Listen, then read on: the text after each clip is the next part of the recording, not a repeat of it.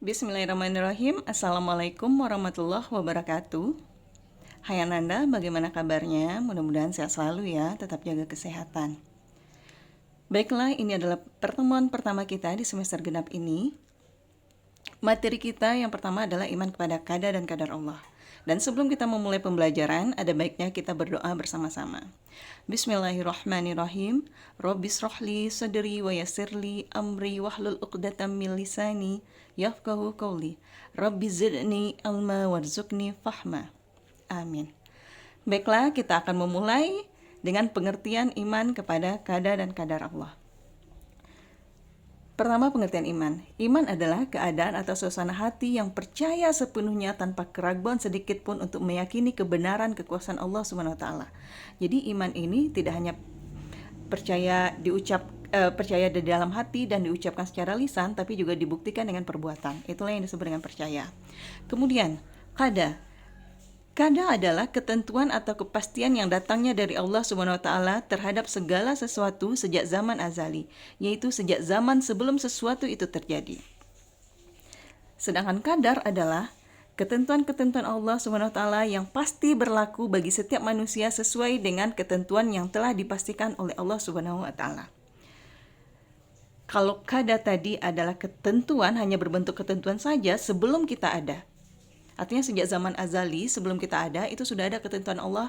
Contoh, nantinya pada bulan Januari tahun 2021 akan lahir seorang anak perempuan dari orang tua A, dari ibu A dan ayah B. Itu ketentuannya sudah lama terjadi sebelum kita ada.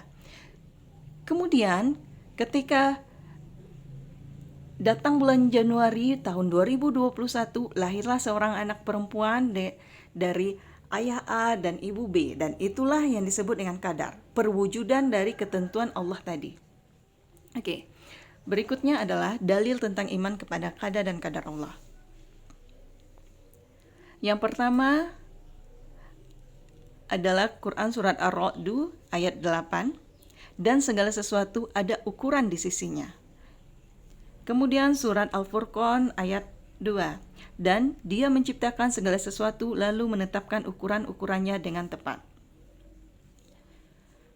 Kemudian surah Yasin ayat 38. Dan matahari berjalan di tempat peredarannya. Demikianlah ketetapan Allah yang maha perkasa, maha mengetahui. Kemudian surat Yasin ayat 39. Dan telah kami tetapkan tempat peredaran bagi bulan, sehingga setelah ia sampai ke tempat peredaran yang terakhir, kembalilah ia seperti bentuk tandan yang tua. Nah, jadi apa yang terjadi pada saat ini adalah sesuai dengan apa yang sudah ditetapkan Allah. Yang sudah terjadi itu dinamakan qadar, sedangkan yang qada itu adalah ketentuan, hanya berbentuk ketentuan saja. Dan qadar ini juga sering disebut juga dengan takdir. Perwujudan dari ketentuan-ketentuan Allah ini sering disebut dengan takdir juga. Kemudian takdir dibagi menjadi dua. Yang pertama adalah takdir mubram dan yang kedua adalah takdir mu'allaq. Apa itu takdir mubram? Takdir mubram yaitu ketentuan dan keputusan Allah SWT yang pasti berlaku atas diri manusia dan tidak bisa ditawar lagi. Mubram artinya sesuatu yang sudah pasti. Jadi takdir mubram ini tidak bisa dirubah-rubah, tidak bisa kita ganti-ganti, karena sudah pasti akan terjadi. Contohnya adalah terjadinya hari kiamat, lahir dan matinya seseorang. Hari kiamat tidak bisa ditunda-tunda, jika sudah ditetapkan oleh Allah maka itu akan terjadi.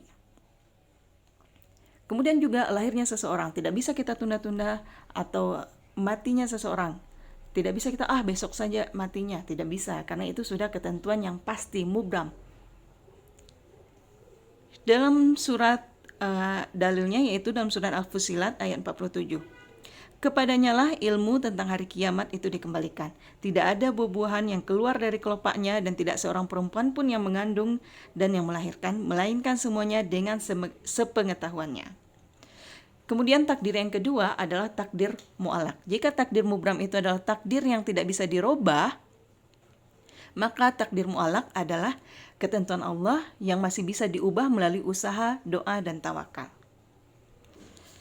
Sebagai contoh, kata mu'alak berarti sesuatu yang digambarkan atau ditunda.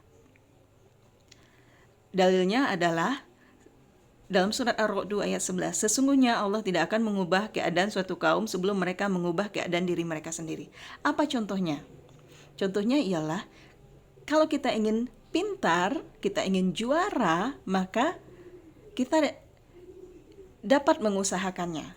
Kalau sebelum ini kita mungkin rankingnya ranking 30, kita ingin rankingnya ranking 20, 20 atau 10 besar, maka kita dapat mengusahakannya. Karena itu takdir mu'alak, kepintaran itu adalah takdir mu'alak, kita bisa mengusahakannya. Atau kita ingin menjadi orang yang kaya nantinya, maka itu bisa kita usahakan. Itu takdir Allah yang bisa kita usahakan. Belajarlah yang sungguh, bekerjalah dengan giat.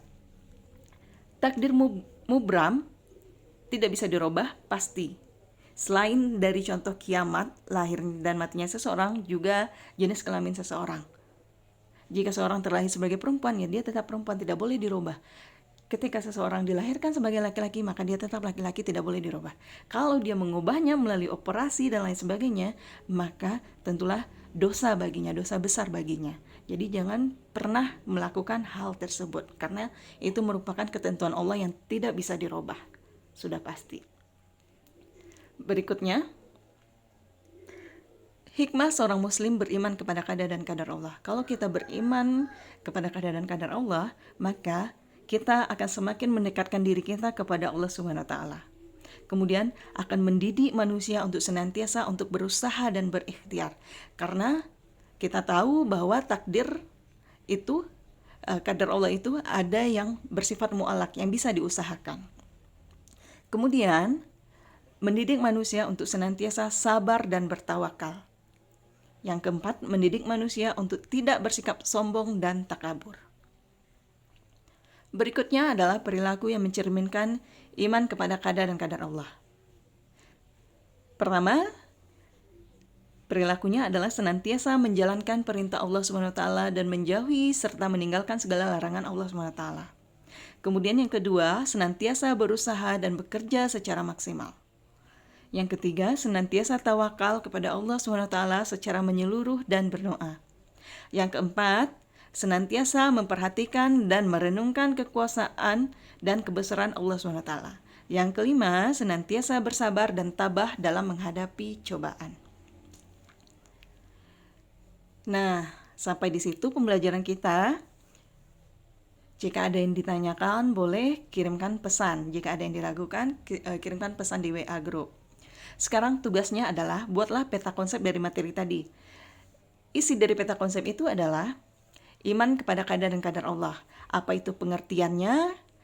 Pengertian iman, pengertian qada, dan pengertian qadar Allah. Kemudian contoh dari qada dan contoh dari qadar Allah. Dan dalil Al-Quran tentang qada dan qadar Allah. Kemudian berikutnya adalah takdir mubram dan takdir mu'alak. Apa itu pengertian takdir mubram? Apa itu pengertian dari takdir mu'alak? Apa contoh dari takdir mubram dan contoh dari takdir mu'alak? Contoh ini minimal 3. Takdir mubram minimal 3, takdir mu'alak minimal 3. Boleh lebih. Kemudian dalil Al-Quran dari takdir mubram dan juga dalil Al-Quran dari takdir mu'alak. Berikutnya, hikmah beriman kepada qada dan qadar Allah. Dan yang terakhir adalah perilaku-perilaku yang mencerminkan iman kepada qada dan qadar Allah. Cukup sekian. Terima kasih. Kita akhiri dengan bacaan hamdalah. Alhamdulillahirabbil alamin. Wassalamualaikum warahmatullahi wabarakatuh.